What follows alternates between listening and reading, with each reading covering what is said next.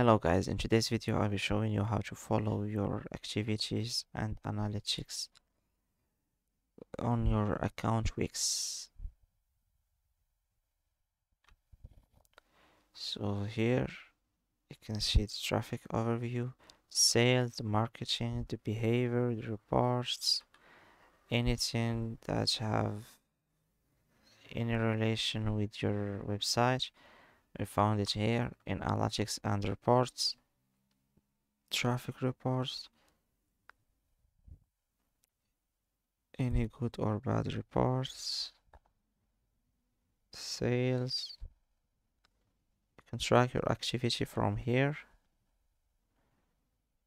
You can also set CEO to your account to check this, or you can check it by yourself. You can add partners, and that's it for today's video.